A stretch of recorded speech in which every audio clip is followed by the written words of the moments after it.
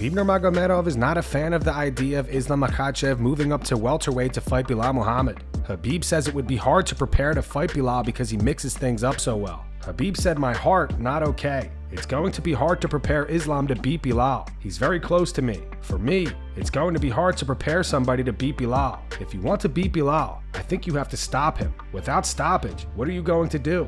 Okay, if you take him down, it's very hard to control him 25 minutes, first of all. Second, it's very hard to dominate with him in striking game all 25 minutes because he mixes it up. He don't stay with you all 25 minutes. He wrestle and strike. Wrestle and strike. He's good."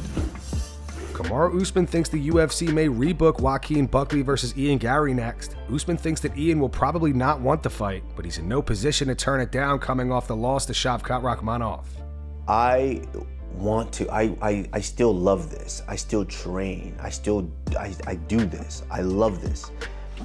And the fighter in me, I want to fight. And it's very, very frustrating not being able to just go out there and fight.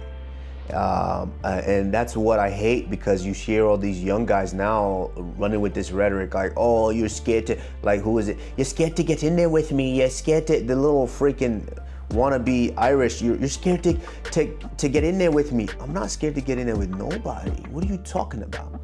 You know, I love this. And of course, and it's almost like they're forgetting the other component of this too. This is how we make a living. When we don't do this, we don't get paid. The money's not coming in. Of course we like money. I want that to come in. All of that situation. And you know, it's frustrating when I'm not able to do that. But I'm taking the appropriate time to make sure that I'm healthy when I step in there. Yeah. But Henry, you make a good argument. If the fight can be booked while I'm ready, then yes, I think him versus Ian Garry. Yeah, they made that. Ian Garry didn't really improve himself, or really go down that far. I think they make that fight. It's a good fight. I would love to see who comes out. Now I'm questioning Kamaru if Ian Garry would actually take that fight. Cause I tell you what, man. Of course he won't. Well, you know, I don't think he will. Dude. I think he's gonna take some time. I think he might not want to, but you're not really, Henry. You and I both know you're not really in a position to just say, "Oh no, I don't want to." Especially you coming off of a loss. You're not really in a position to say that. You want to get back to the title, and I think Ian says he says he does want to get back to the title, get to the title, and so this is the road right here.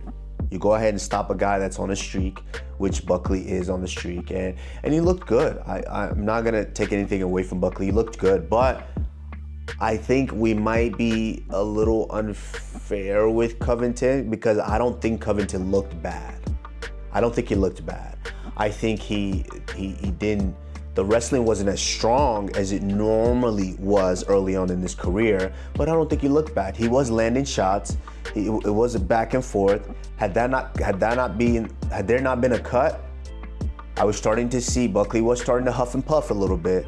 I would have loved to see what round 4 and 5 would look like.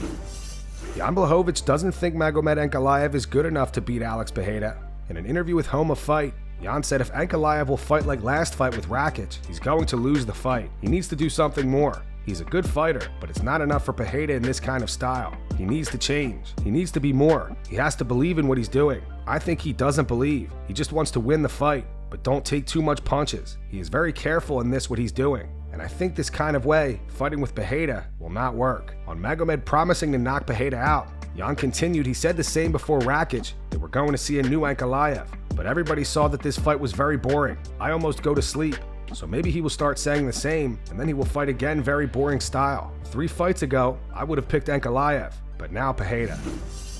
Renato Moicano is scheduled to fight Beneil Dariush at UFC 311 next month. On the Believe You Me podcast, Renato reflects on his recent dominant win over Benoit Saint-Denis. He says despite being a jiu-jitsu guy himself, it just doesn't work in MMA like it used to.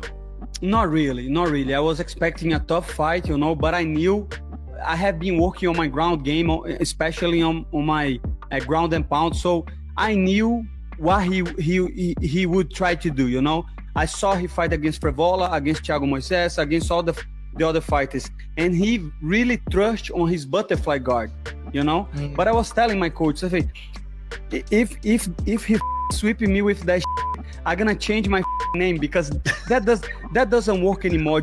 I'm a jiu-jitsu guy. I come from jiu-jitsu, but jiu-jitsu doesn't work like used to be, you know. So if you are in a top position, if you secure the takedown, jiu-jitsu is going to serve you well. But if you accept takedowns and you pull guard, or even if you accept to be on the bottom, you're gonna be you know. It's just the way things are doing. And to me, Benoit Saint-Denis, he always trusts too much on his ground game because he can use the hook to sweep, to reverse, or to get back.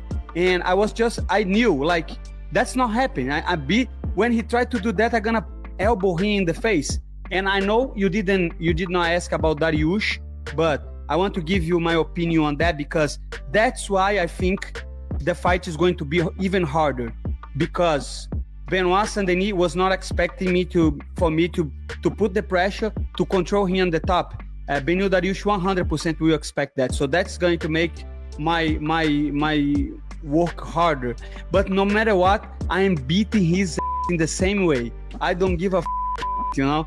I respect you a lot, Beneil Dariush. Actually, from the old top 15, as a human being and as a guy that I respect, I think I respect Beneil Dariush the most because he's being vocal about his religion and all that stuff, and I really respect him for that.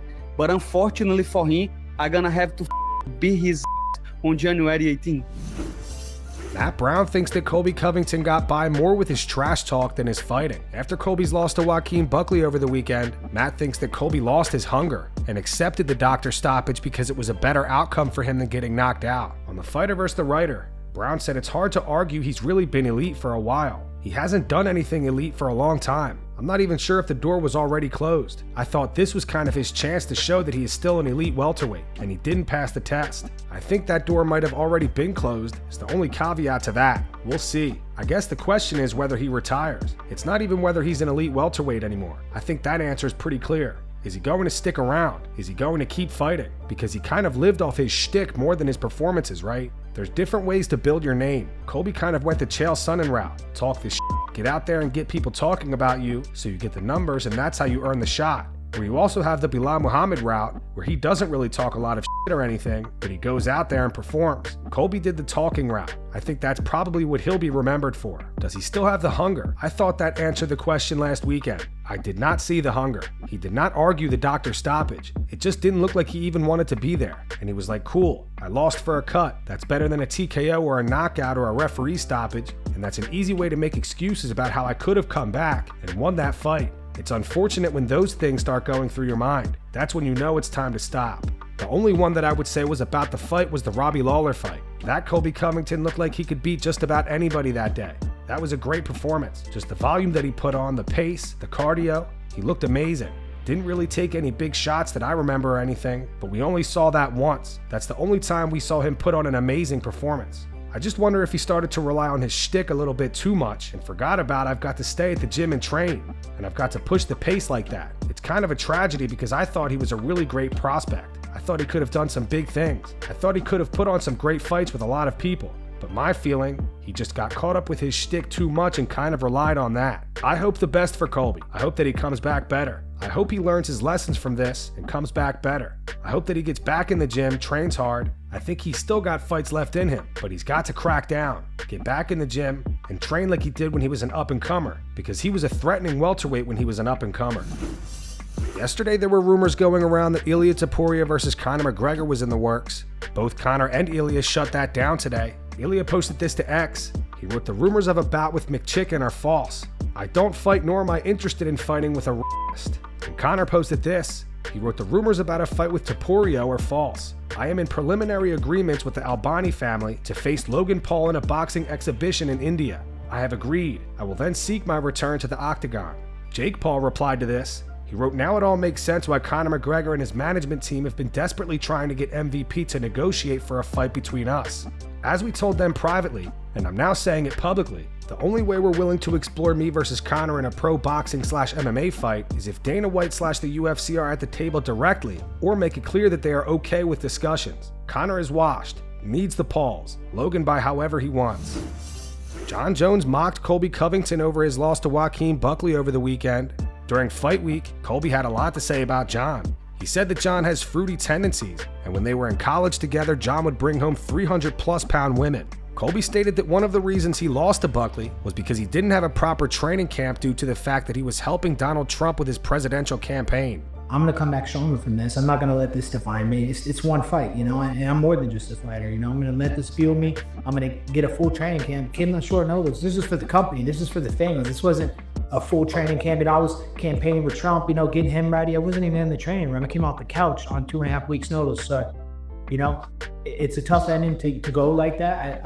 I feel like I was just getting my win and I was going to come on strong, but you know, it is what it is. That's life. You know, you don't hang your head and it's in the past now. I don't dwell on my past. I just focus on being better for the future. On X, John Jones posted this. He wrote, "Big shout out to Colby Covington for skipping training to get President Trump ready. We all appreciate the sacrifice, clown. At least he got to see me win." This user replied, "Colby makes more excuses than anyone." John said, "That's what I find the most hilarious, listening to what he's going to come up with next after getting his ass whooped." This user replied, "Colby fought a dangerous contender at 37 years old on short notice. You can only dream of that."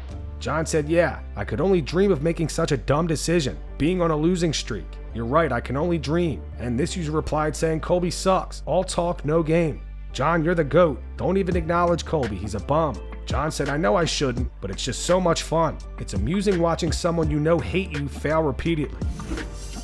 In more news regarding Colby, Colby is getting roasted today over this footage posted by World Series of Poker. The caption says, "Colby Covington has been knocked out of the World Series of Poker Super Main Event."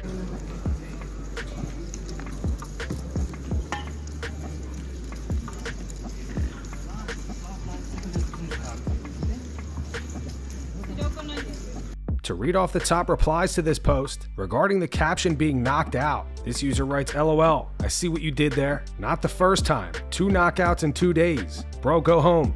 It's not your week. CTE plus gambling addiction ain't a great combo. Can't wait to see how this plays out in 10 to 20 years. And this guy can't catch a break."